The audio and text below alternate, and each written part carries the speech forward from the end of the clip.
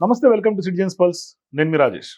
ప్రస్తుతం తెలంగాణ రాష్ట్ర వ్యాప్తంగా సీఎం రేవంత్ రెడ్డి చేసినటువంటి వ్యాఖ్యలు తీవ్రస్థాయిలో కలకలం రేపుతున్నాయి. మరోవైపు రేవంత్ రెడ్డి మాట్లాడినటువంటి భాషను కూడా ఇవాళ తెలంగాణ వాదుల నుంచి, ఉద్యమకారుల నుంచి కూడా తీవ్రస్థాయిలో విమర్శ వ్యక్తమవుతున్నటువంటి నేపథ్యం. మాజీ ముఖ్యమంత్రి, ప్రతిపక్ష నాయకులు అయినటువంటి కేసీఆర్ గారు ఎవరు అవనన్నా కాదన్నా తెలంగాణని అందరినీ సంఘటితం చేసి తీసుకొచ్చినటువంటి ఘనత సీఎం కేసీఆర్ గారిది. అయితే ఈనాడు మరి రేవంత్ రెడ్డి ఎందుకు అటువంటి పదజాలం మాట్లాడుతున్నారు, జాతి నీతి అంటూ కూడా మాట్లాడుతున్నటువంటి వైఖరిని అందరూ తప్పుపడుతున్నటువంటి నేపథ్యం. అసలు ఎందుకు సీఎం రేవంత్ రెడ్డి మున్సిపల్ ఎన్నికల సందర్భంగా ఇటువంటి వ్యవహారానికి తెరలేపారు? ఇది నిజంగానే డైవర్షన్ పాలిటిక్సా, లేదంటే ఓట్ల కోసం దిగజారుడు రాజకీయమా? మాట్లాడదాం. మనతో పాటు విశ్లేషకులు వి ప్రకాష్ గారు జాయిన్ అవుతున్నారు. మాట్లాడదాం. ప్రకాష్ గారు నమస్తే. సార్, ఏంటి సార్ రేవంత్ రెడ్డి గారి భాష మీరు చూసిన తర్వాత? మీరు ఉద్యమంలో కూడా కేసీఆర్ గారిని చూశారు, స్వయంగా ఉద్యమంలో మీరు చాలా దగ్గరగా సన్నిహితంగా ఉన్నారు. ఎట్లా చూస్తున్నారు అసలు ఈ భాషని, ఆయన వాడుతున్నటువంటి విధానాన్ని? అంటే ఉద్యమ ద్రోహులు అట్లే మాట్లాడతారు. ఉద్యమ ద్రోహి కాదు, తెలంగాణ జాతి ద్రోహి. వాళ్ళ నుంచి ఇట్లాంటి భాష కాకపోతే వేరే భాష ఎట్లా ఎక్స్పెక్ట్ చేస్తాం? ఇప్పుడు ఒక పక్క తాగుబోతు కూడా మాట్లాడే ముందు కొంచెం అన్న సోయి ఉంటుందేమో. ఎందుకంటే మాట్లాడుతున్నాడు కాబట్టి కొంచెం జాగ్రత్తగా మాట్లాడాలనుకుంటాడు. ఈ రకంగా మాట్లాడడం ఒక అత్యున్నత హోదాలో ఉన్న వ్యక్తి ఆ హోదా, ఆ స్థానానికి మచ్చ తెచ్చే మాటలు అవి. తను ఏ సీట్లో కూర్చున్నాడో ఆ స్థానానికి మచ్చ తెచ్చే మాటలు అవి సభ్య సమాజం దాన్ని ఎవరు కూడా జీర్ణించుకోలేరు. మనం ఓట్లేసి గెలిపించిన పార్టీ ఇటువంటి వ్యక్తిన ముఖ్యమంత్రిగా పెట్టింది. నేను చాలా రోజుల నుంచి చెప్తున్నా, మళ్ళీ ఒకసారి నా వ్యాఖ్యలు నిజమేనని చెప్పి జరుగుతున్న పరిణామాలు రుజువు చేస్తున్నాయి. నేను మళ్ళీ ఒకసారి కాంగ్రెస్ ముఖ్య నాయకులకు ఒక హెచ్చరిక జారీ చేస్తున్నా. ఒక 50-60 ఏళ్ల క్రితం తమిళనాడులో, పశ్చిమ బెంగాల్లో కాంగ్రెస్ది తిరుగులేని ఆధిక్యత ఉండేది. మోహన్ లాల్ సుఖాడియా, సిద్ధార్థ శంకర్ రాయ్ ఒక golden pillar of the Congress party అనేవాళ్ళు. అటువంటి వెస్ట్ బెంగాల్లో దాదాపుగా 60 సంవత్సరాల నుంచి అడ్రస్ లేకుండా పోయింది కాంగ్రెస్ పార్టీ. పక్కా పునాదుల మీద బిల్డ్ చేసిన రవీంద్రనాథ్ ఠాగూర్ లాంటి వాళ్ళు కీర్తించిన ఆ పార్టీ ఉనికి లేకుండా పోయింది. అంటే ఇంకా 100 ఏళ్ళ దాకా కూడా ఆ పశ్చిమ బెంగాల్ అనే కాడ ఈ కాంగ్రెస్ పార్టీ రాదు. So next Telangana, Tamil Nadu, next తమిళనాడులో ఇందిరాగాంధీకి, నెహ్రూకు పాఠాలు నేర్పిన కామరాజ్, నాడార్ లాంటి వాళ్ళు ముఖ్యమంత్రులుగా ఉన్న అది. ఒకప్పటి చక్రవర్తి రాజగోపాలాచారి భారతదేశానికే గవర్నర్ జనరల్గా స్వాతంత్ర సమయంలో ఉన్న వ్యక్తి, దేశానికి స్వాతంత్రం వచ్చినాడు ఉన్న వ్యక్తి. అంటే గాంధీ, నెహ్రూలను శాసించిన వ్యక్తి. అటువంటి గొప్ప పునాదులున్న తమిళనాడులో 60 సంవత్సరాల కింద అడ్రస్ లేకుండా పోయింది Congress party. Thanks to Revanth Reddy. ఎందుకంటే తెలంగాణ ప్రజల నంబర్ 1 విలన్ కాంగ్రెస్ పార్టీ. అప్పుడు, ఇప్పుడు, ఎప్పుడు. ఆ పార్టీకి చివరి ముఖ్యమంత్రిగా, ఆ పార్టీని నామరూపాలు లేకుండా పాతాళంలోకి పాతిపెట్టడానికి వచ్చిన నాయకుడు రేవంత్ రెడ్డి. ఆయనకు థ్యాంక్స్ చెప్తున్నాను నేను. ఈ పార్టీని లేకుండా చేయాలి తెలంగాణ గడ్డ మీకు వెళ్ళి. అది ఎవరో చేయాల్సిన అవసరం లేదు. అది చేయడానికి రేవంత్ రెడ్డి ఒక్కడే సమర్థుడు. ఆయన 100% ఆ పాత్ర నిర్వహిస్తున్నాడు. దానికోసం ఆయన తెలంగాణ పిల్లలకు ద్రోహం చేయడానికైనా వెనుకపోడు, తెలంగాణ నాయకుల మీద అడ్డమైన మాటలు మాట్లాడకుండా వెనుకపోడు. అది ఆయన సంస్కారం, ఆయన సంస్కృతి. ఆయన హార్డ్వర్డ్లో ఇంకొంచెం ఎక్కువ నేర్చుకొని వచ్చిండేమో ఈ బూతులన్నీ, బట్ హార్డ్వర్డ్ సంస్కారం అది. కానీ కాదు సార్, జాతి నీతి అని అసలు రేవంత్ రెడ్డి గారికి అటువంటి మాటలు మాట్లాడడానికి అర్హత ఉందా? అటువంటి మాటలు మాట్లాడే అర్హతే ఉంది ఆయనకి. ఎందుకంటే ఆయన నేర్చుకున్న స్కూల్ అంతా కూడా నాథురామ్ గాడ్సే స్కూల్ అది. నాథురామ్ గాడ్సే ఏం చేశాడు? జాతి పితనే మట్టు పెట్టాడు. మరి ఆ స్కూల్లోంచి వచ్చినాడు కదా, ఫస్ట్ స్కూల్ అదే కదా ఆయనది. మరి అంతకంటే ఎట్లా తయారవుతాడు ఆయన? ఫర్నెస్లో ఏది పోస్తే అది ఆ రూపంలోనే బయటకు వస్తుంది. మౌల్డ్ అదే రూపం, మోల్డ్ ఎట్లుంటుందో అట్లే వస్తుంది. బట్ అది ఆ మోల్డ్ అదే కదా, కాబట్టి అట్లే వస్తాడు. కానీ ఇక్కడ కులాల మధ్య కూడా చిచ్చు పెట్టే ఒక దిశగా రాజకీయం చేస్తున్నట్టు కనిపిస్తుంది ఆయన వ్యాఖ్యలు చూస్తుంటే. అది ఆయన నైజం, అది ఆయన విధానం. అది ప్రతిరోజు డైవర్షన్ పాలిటిక్స్ చేయడం అనేది ఆయనకు తెలిసిన విద్య. అదే చేస్తాడు ఆయన. అంతకంటే ఏం చేస్తాడు? కానీ మీరన్నారు ఇందాక ఆయన స్థాయి కూడా మర్చిపోయి మాట్లాడాడు బహిరంగ సభలో. అంటే ర ముఖ్యమంత్రి అనే స్థాయి మర్చిపోయి ఎన్నికల కోసం హామీలు చేసింది చెప్పుకోకుండా ఇంత దిగజారుడు అవసరమా సార్? అంటే ఇవాళ రేపు సోషల్ మీడియా యాక్టివ్ ఉంది కాబట్టి దాన్ని డైవర్ట్ చేయాలి. దాన్ని తన చుట్టూ తిప్పుకోవాలి. తన మాటల వెనకాల దాన్ని తిప్పుకోవాలి. ప్రజలు సోయి లేకుండా ఈ సోషల్ మీడియా మత్తులో పడిపోవాలి. మీడియా సెన్సేషన్ చేయడం వల్ల అన్ని ఛానళ్ళు కూడా ఆయన అన్న మాటల వెనకాల పరుగులు తీయాలి. అది సక్సెస్ఫుల్గా ఆయన అమలు చేస్తున్నాడు. అది జరుగుతూ ఉంది. ప్రజలు కూడా దాని వెనకాల పరిగెడుతున్నారు. కానీ ఆయన ప్రతిపక్షంలో ఉన్నప్పుడు చెల్లుబాటు అయింది. కానీ అధికారంలోకి వచ్చిన తర్వాత కూడా అదే చెల్లుబాటు అవుతుందా ప్రకాష్ గారు? ఎప్పుడైనా కూడా ప్రజల లోపల మూర్ఖత్వం ఉన్నంత కాలం, ప్రజలు సోయి లేకుండా ఉన్నంత కాలం, ఈ వీటి వెనకాల పరిగెత్తినంత కాలం ఇట్లాంటి వాళ్ళు ఉండనే ఉంటారు. వాళ్ళు ఇంకా నడిపిస్తూనే ఉంటారు. ఏ స్థాయిలో ఉన్నా, ఏ స్థానంలో ఉన్నా నడిపిస్తూనే ఉంటారు. ఇక్కడ గ్రహించాల్సింది ప్రజలు. ప్రజల లోపల ఆ చలనం లేదు. ఏనాడు సోయి తెచ్చుకుంటారో నాకు తెలియదు. అంటే ఏంటి సార్? ఎందుకు సోయి లేకుండా పోయింది తెలంగాణ ప్రజల్లో అంటే? ఎందుకు అంటే? ఇప్పుడు నిజంగా ఈ ప్రజలైనా తెలంగాణ కోసం పోరాడింది? నిజంగా ఈ ప్రజల నుంచే 1200 మంది బలిదానాలు చేసుకున్నారా అని ఒకసారి పునరాలోచించాల్సి వస్తుంది. అంటే తెలంగాణ అంటే ఎటువంటిదంటే పౌరుషాల గడ్డ. తెలంగాణ తల తీసేయడానికైనా ఒప్పుకుంటుంది కానీ తల వంచడానికి ఒప్పుకోదు. Telangana is the pride of the nation అంటాం మనం. అంటే ఈ జాతిలో పోరాడే తత్వమే ఉంది తప్ప బానిసత్వం లేదు. అటువంటి తెలంగాణ ఎట్లయిపోయింది? ఎందుకు అయిపోయింది? ఈ నిజంగానే 14 సంవత్సరాలు ఎన్ని ఆటుపోట్లు వచ్చినా కేసీఆర్ వెంట ఉన్నారు ఈ ప్రజలు. 50 సంవత్సరాలు పోరాటం సమసిపోయిన తర్వాత కూడా నినాదాన్ని బతికించుకున్నారు. అటువంటి వాళ్ళు ఇంకా ఎందుకు ఓపిక పడుతున్నారు? ఇప్పుడు జంజీ ఉద్యమాలు వస్తున్నాయి. మన యూత్ నిలువున మోసపోయారు. నమ్మి బస్సులు వేసుకొని పోయి మీరు బీఆర్ఎస్ని ఓడించండి, కాంగ్రెస్ని గెలిపించండి అని చెప్పిండ్రు. ఈ మేధావులు తెలంగాణ కోసం నిలబడ్డ మేధావులు ఆల్టర్నేట్ కావాలి, మనకు ప్రత్యామ్నాయం కావాలని చెప్పి కాంగ్రెస్ని నెత్తికెత్తుకున్నారు. సరే, ప్రజలలో అమాయకత్వం ఉండొచ్చు, ప్రజలు సోయిదప్పు ఉండొచ్చు, ప్రజల్లో పేదరికం ఉంది కాబట్టి అక్కడక్కడ డబ్బులు తీసుకొని అప్పులు కట్టుకోవడానికి ఇచ్చిన మాట కోసం ఓట్లు వేయచ్చు. కానీ మేధావులు ఏం చేస్తున్నారు? విద్యావంతులు ఏం చేస్తున్నారు? ఇవాళ మున్సిపల్ ఎన్నికలు జరుగుతున్నదంతా కూడా అర్బన్ ఏరియాస్. అర్బన్ ఏరియాస్లోనే బ్రహ్మాండమైన మూవ్మెంట్ వచ్చింది. ఇప్పుడు 69లో కూడా. మరి ఏం తీర్పిస్తారో చూడాలి. ఎందుకంటే మళ్ళీ ఇన్ని చిల్లర మాటలు మాట్లాడుతున్నా మళ్ళీ ఆ పార్టీకే పట్టం కడతారా? ఒకవేళ అదే జరిగితే ఈ ప్రజలను ఏమనుకోవాలి? మాలాంటి వాళ్ళని చెంపలేసుకోవాలి. ఎందుకంటే ఈ మూర్ఖుల కోసమా మనం తెలంగాణ తెచ్చుకున్నది? అట్లా అనాలంటే బాధ అనిపిస్తుంది. ఎందుకంటే వాళ్ళంతా కూడా ఉద్యమంలో ఉన్నారు. ఈ మేధావులు ఉన్నారు, ఆ మూర్ఖులు అని చెప్పబడే ప్రజలు ఉన్నారు. సరే, సగం సమాజం తెలంగాణలో జాగరూకత ఉన్నది.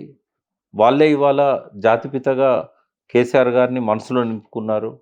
బట్ ఆ మిగిలిన సగం సమాజం కూడా ఉద్యమంలో కలిసి వచ్చిన వాళ్ళు. కాగితాలు ఏరుకునే వాళ్ళ దగ్గర నుంచి, శవాలను కాల్చే కాటి కాపర్ల దగ్గర నుంచి, ఐఏఎస్లకు డ్రైవర్లుగా ఉన్న జీప్ డ్రైవర్ల దగ్గర నుంచి, కార్ డ్రైవర్ల దగ్గర నుంచి, న్యాయస్థానాల్లో తీర్పులు చెప్పే న్యాయమూర్తుల దగ్గర నుంచి, పోలీస్ అధికారుల సంఘం దగ్గర నుంచి అందరూ కూడా తెలంగాణ ఉద్యమంలో ఉన్నారు కదా. మరి ఎందుకు ఇంత నిర్లిప్తతతోని, నిరాశతోని ఉన్నారు అంటే అది వాళ్ళని అడగాల్సిన ప్రశ్న. కానీ ఒకప్పుడు ప్రజలందరూ కూడా మార్పు కోరుకొని కాంగ్రెస్ని తీసుకొచ్చారు. ఇవాళ ఏం మార్పు వచ్చిందో ప్రజలు కూడా గమనిస్తూ ఉన్నారు కదా సార్. గమనిస్తున్నారు. కానీ మరి మళ్ళీ అదే తప్పులు చేస్తే క్షమిస్తామా? ఇప్పుడు 2.5 సంవత్సరాలు అయింది. హామీలు ఇచ్చి మోసం చేశారు, అవమానపరుస్తున్నారు, అస్తిత్వానికి మచ్చ తెస్తున్నారు.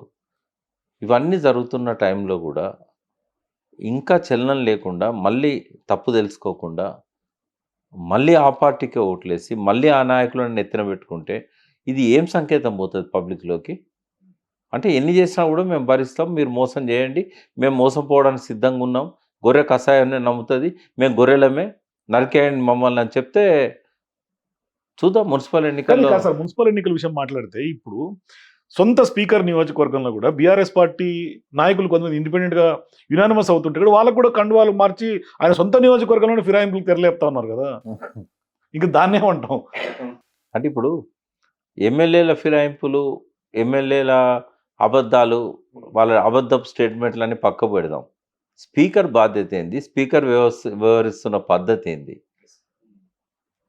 అంటే కేవలం ప్రజల లోపల ఈ చలనం లేకపోవడాన్ని మనం తప్పుపడుతున్నాం కదా. మరి అత్యున్నత స్థానంలో కూర్చున్న ఆ పెద్ద మనిషిని ఎట్లా అనుకుందాం? ఉం? ఆయనదో బయట ఉంది అది వరకు, నేను ఇటువంటి వాటిని టాలరేట్ చేయ, నేను ఫిరాయింపులను ప్రోత్సహించా, నేను రాజ్యాంగబద్ధంగా ఈ స్థానంలో ఉండి నేను న్యాయం చేస్తా అన్నాడు. నాకు తెలిసి ఈ తీర్పు దాకా కూడా మచ్చలేని వ్యక్తిత్వం ప్రసాద్ బాబుది. మరి అటువంటి వ్యక్తి కూడా రాజకీయ ఒత్తిళ్లకు లొంగి ఈ రకంగా తీర్పులు చెప్తే ఏమనుకోవాలి? కానీ ఇవాళ మున్సిపల్ ఎన్నికల్లో సార్ ఖచ్చితంగా ఓట్ల కోసం ముఖ్యమంత్రి దిగజారటాన్ని ఎట్లా చూడాలి సార్? చూస్తున్నాం కదా ఎట్లా చూడాలంటే, ఇప్పుడు తన ఇంకా వేరే విధి లేదు, నాకు వేరే గత్యంతరం లేదు. అంటే ఆయనకి రిపోర్ట్స్ నెగిటివ్ ఏమన్నా ఉన్నాయనుకోవాలా? ఎవరు నెగిటివ్ రిపోర్ట్స్ ఎవరికి పోతాయి తెలియదా వాళ్ళకి? ఇప్పుడు డబ్బు ముందు అన్ని బలాదూరు కదా. ఇప్పుడు డబ్బులు ఇచ్చినంత కాలం ఆయనను ముఖ్యమంత్రిగా కొనసాగిస్తారు, ఈయన డబ్బు ఇచ్చినంత కాలం ప్రజలు ఓట్లు వేస్తూనే ఉంటారు. ఇక మనం ఏంటంటే టైం కౌంట్ చేసుకుంటూ కూర్చోవాలి. ఇది ఒక తెలంగాణకు పట్టిన శని. శని 7 ఏళ్ళు ఉంటుంది అంటారు, బట్ ఇప్పుడు ఒక 5 ఏళ్ళ శని అయితే ఉన్నది మనకు. ఆ శని నుంచి ఎప్పుడు బయటపడితే అప్పుడు. కానీ ఇది మనకు పట్టిన శని కాదు, ఇది కాంగ్రెస్కు శాశ్వతంగా పట్టిన శని. ఇంకా మళ్ళీ నాకు ఆఖరి శ్వాస ఉన్నంత వరకు అయితే నేను ఈ కాంగ్రెస్ బతికి బట్టగడుతుందని నేనైతే అనుకోను. కానీ ఇదే రేవంత్ రెడ్డి గారు సార్ గతంలో ఒకసారి మాట్లాడతా కేసీఆర్ గారు లేకపోతే తెలంగాణ లేదు, తెలంగాణ తెచ్చినటువంటి ఘనత ఖచ్చితంగా కేసీఆర్ గారిని ఒప్పుకున్నటువంటి చరిత్ర కూడా ఉంది కదా. ఎందుకు లేదు? బహిరంగంగా ఎన్నోసార్లు అన్నాడు. మరి ఎందుకు ఇవాళ ఆ విధంగా మాట్లాడుతున్నాడు రేవంత్ రెడ్డి అని? నాలుకకి నరం ఉండదు అంటారు, ఎట్లా పడితే అట్లే అది మలుపు తిప్పుతుంది. ఎందుకంటే సమయానుకూల రాజకీయాలు, అవసరాలు, డైవర్షన్ పాలిటిక్స్. అంటే వ్యక్తిత్వం ఉన్న వాళ్ళను మనము ఏళ్ళ మీద లెక్క పెట్టవచ్చు. తెలంగాణ సమాజంలో చాలా అరుదుగా ఉంటారు.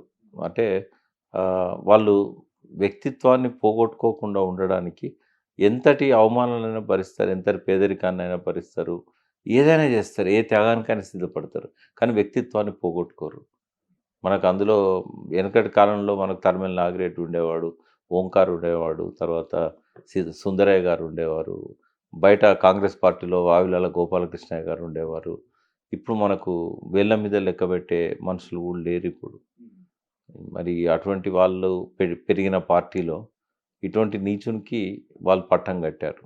కట్టినందుకు వాళ్ళు మూల్యం చెల్లించాల్సి వస్తుంది. కానీ ఒకటి సార్, ఇప్పుడు చివరిగా మనం బయట నుంచి చూస్తున్నటువంటి వ్యక్తులుగా, మేధావులుగా మీలాంటి వాళ్ళైనా ఉద్యమాన్ని చూసినటువంటి వ్యక్తులుగా, అరే ఎట్లయిపోయింది తెలంగాణ, నిజంగా కూడా ఈ విధమైనటువంటి దిగజారిపోతుంది తెలంగాణ రోజు రోజుకి, మరి ఇన్ని అవమానాలు ఎదుర్కొంటున్నటువంటి కేసీఆర్ గారు ఒకప్పుడు ఉద్యమాన్ని నడిపినటువంటి చరిత్ర, ఆయన December 9 ప్రకటన కంటే ముందు ఆయన దీక్షతోటే అంకురార్పణం పడింది. అటువంటి వ్యక్తి ఈ అవమానాలను చూసిన తర్వాత ఆయన ఎట్లా ఫీల్ అవుతుంటారు, ఆయన కానీ బీఆర్ఎస్ పార్టీ నాయకత్వం కానీ? ఇప్పుడు సరే ఆయన ఏంటంటే ఇటువంటి చిల్లర మాటలను పట్టించుకోడు ఆయన. వీళ్ళు దిగజారినా కూడా ఆయన దిగజారడు. ఆయన ఎప్పుడు హుందాగుంటాడు.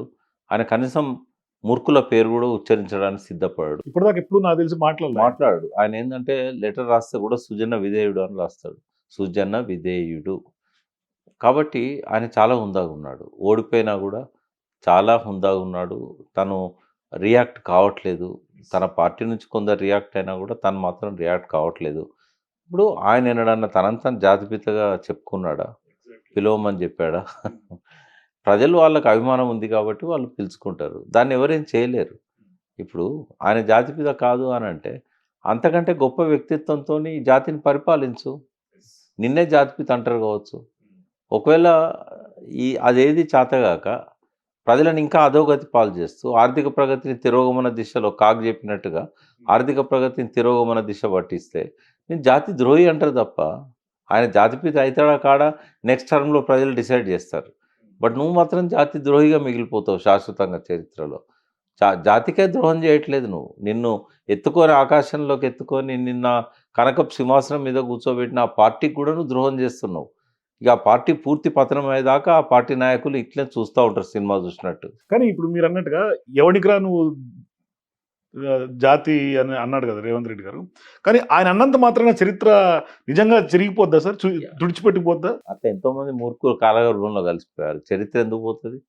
చరిత్ర ఎప్పుడు చరిత్రలానే ఉంటుంది. చరిత్రను సృష్టించవచ్చు కానీ చెరిపేయడం సాధ్యం కాదు.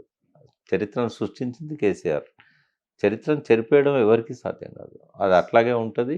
ఆయన చిరస్థాయిగా ఈ భూమి ఆకాశాలు ఉన్నంత వరకు, సూర్యచంద్రులు ఉన్నంత వరకు, తెలంగాణ పేరు ఉనికిలో ఉన్నంత వరకు కేసీఆర్ పేరు చిరస్థాయిగా ఉంటుంది. కొన్ని పొరపాట్లు జరగచ్చు, వ్యక్తిగతంగా కొన్ని లోపాలు ఉండొచ్చు.